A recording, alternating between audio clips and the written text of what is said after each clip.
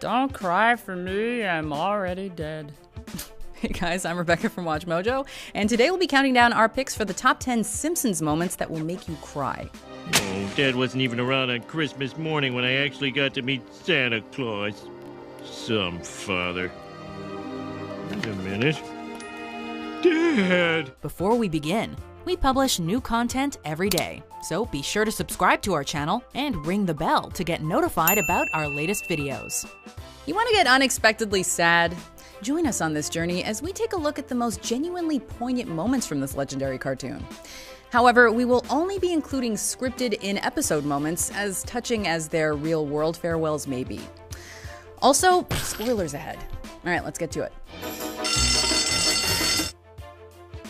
Number 10, Bart's Gift. Happy homemaker and mom supreme, Marge Simpson just wants one thing for Christmas: a nice family photo. Please, Bart, no more pranks. It would mean so much to me if we could have just one nice family photo. This year, however, Bart's got a bigger reason for not wanting to be part of the family portrait. He was caught shoplifting. When Marge finds out, her positive view on her mischievous son is broken, and she wonders if she spoiled him. Bart, feeling adrift, decides to show them just what sort of person he really is. Returning home, it seems he's disappointed his mother again, until he reveals what he's done. It's such a surprisingly thoughtful moment, it's hard not to feel moved. I can't believe you did this. I wanted to surprise you for Christmas. Oh, sweetie, this is the best present a mother could get. Number 9, Lisa tries to help. This later season's episode has a real classic feel. Following a storm, a whale washes up on shore at Springfield Beach, and idealistic Lisa tries to lend assistance. Bart, can you believe that something so mighty has been rendered so powerless? When the town can't help, she tries emotional support. She reads to the marooned mammal and stays with it throughout the night, certain that things will be all right in the end. The world below the brine, forests at the bottom of the sea, the branches and leaves. Sea lettuce, vast lichens. But by morning, there's nothing more she can do, and despite her dreams, poor Lisa finds the whale has died in the night. Luella? Oh, no. The most well-meaning and innocent member of the Simpsons family, Lisa learns a hard lesson that sometimes, despite hope and good intentions, nature is cruel. Those baby whales are doomed just like their mom. Oh, I guess it's just nature's way. Number 8, Baby Talk. Throughout this flashback episode, we see that when Lisa was first born, Bart hated her. Lisa, time for your feet. Who's cuter now? Jealous of the attention the new baby was getting, Bart did everything he could to get rid of her. Finally, little Bart decides their house just isn't big enough for the two of them and plans to run away. That is, until Lisa says her first word. Excited, Bart tells Homer and Marge that he's her first word. Bart! What did you say? Bart? Submarine Succotash, you can talk! Then we flash forward after an episode of Homer getting teased by his kids, and Maggie says her first word without anyone hearing. It's Daddy, making for a 1-2 punch of adorableness. I hope you never say a word.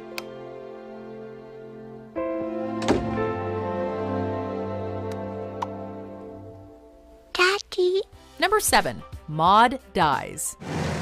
Daddy, can we move closer? Absolutely, Hot Roddy. We're up here out of range of the crashes and the driver's cussing. The Flanders crew was always the perfect foil to the unruly, albeit more relatable Simpsons. Squeaky clean, always honest, and good-natured to a fault, Ned seems like the happiest guy on Earth. But during a day at the raceway, Maude is struck by a barrage of t-shirts thrown from the bleachers and dies as a result of the freak accident. Ooh, a bobby pin! Maude? While she was always something of a secondary character, she was still the first truly major death in the series, and it shakes Ned's faith to the core. There's something so sad about seeing the unflappable Flanders and his kids brought so low. Whether you noticed her or not, Maude was always there. And we thought she always would be. Number 6, Barney's Film. Next, they're gonna show my movie. You made a movie? I made a movie? No wonder I was on the cover of Entertainment Weekly. The Springfield Film Festival is all anyone can talk about in this episode, and everyone wants a chance at the grand prize. Most entries are either silly or over the top. When local South's Barney Gumbel's film comes up, the audience assumes it'll be more of the same. However, his entry is a surprisingly poetic musing on his life as an alcoholic. With comedic elements, it is The Simpsons after all. It's brilliant. Savagely honest, tender. He has the soul of a poet. You're very kind. Excuse me, did something crawl down your throat and die? It didn't die. Comic relief aside, alcoholism is an immensely serious affliction, one that impacts thousands of people's lives. This black and white short film humanizes an otherwise punchline of a character and manages to, within the laughs, signal that he is not just a joke. Don't cry for me. I'm already dead.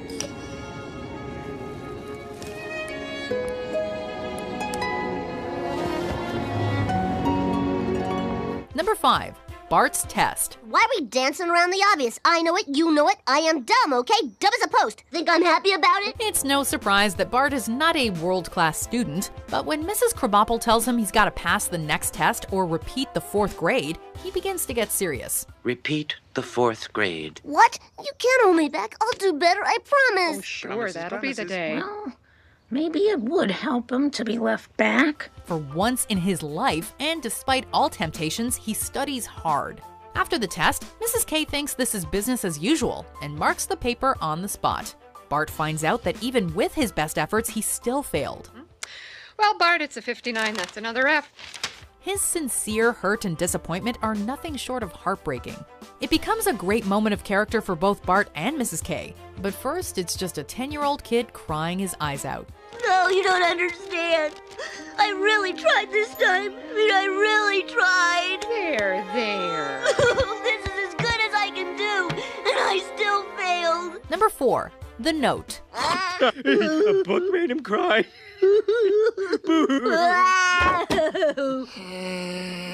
Lisa has always been the odd one out in the Simpsons household. Although brainy and independent, Lisa lacks a certain confidence, and as she sees it, also a male role model she can truly look up to. Yes, but I didn't do it. Are you sure you didn't do it? It's good. No, but I'm starting to wish I had. When her teacher is out sick, Mr. Bergstrom seems like the mentor she's always craved. I mean, this man makes you feel like there's nobody better. Your father does that to me. But as a substitute teacher, it's not long before it's time for him to leave. Devastated, she asks him not to go. In a final lesson, he hands her a note that he promises will help. The simple message has resonance for lonely kids and adults in need of guidance everywhere. It'll be okay. Just read the note.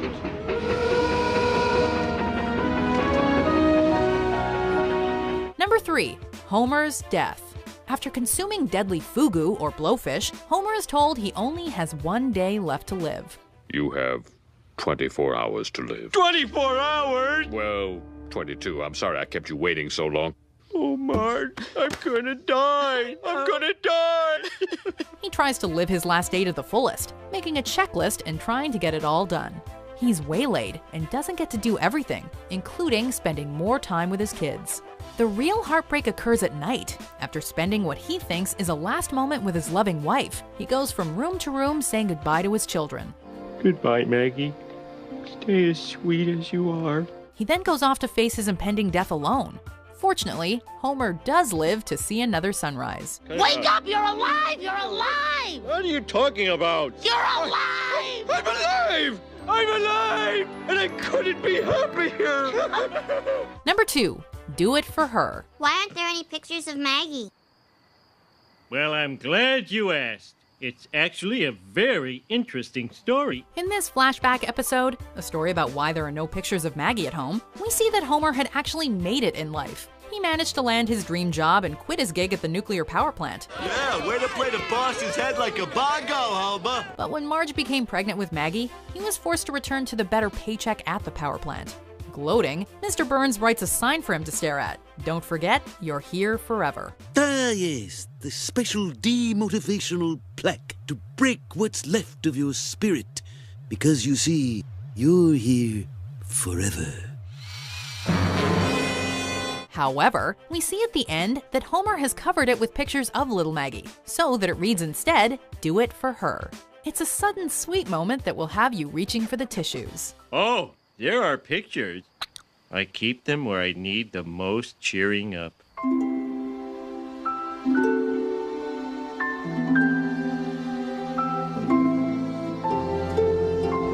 Before we unveil our number one pick, here are some honorable mentions.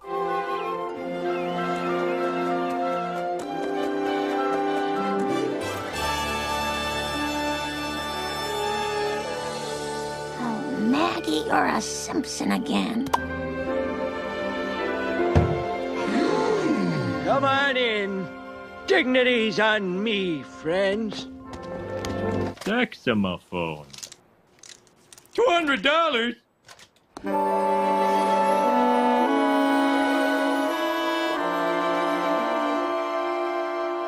Oh, I'll take it. I love you, boy. I love you, boy. I love you,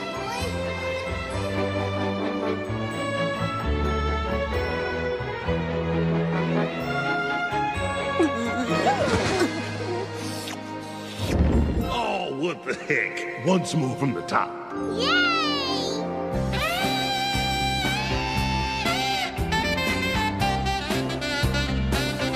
When the jazzman's testifying. Number 1, A Farewell.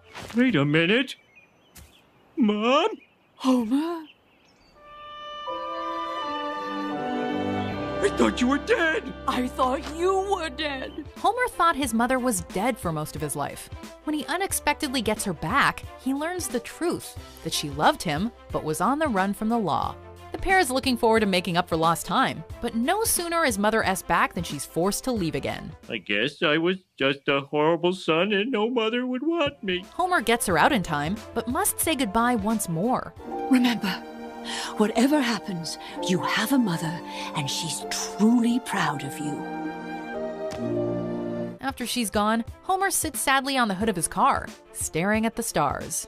The stillness and reflection of the moment as the credits begin to roll make this one of the most poignant, tear-jerking, and memorable scenes in the entire series.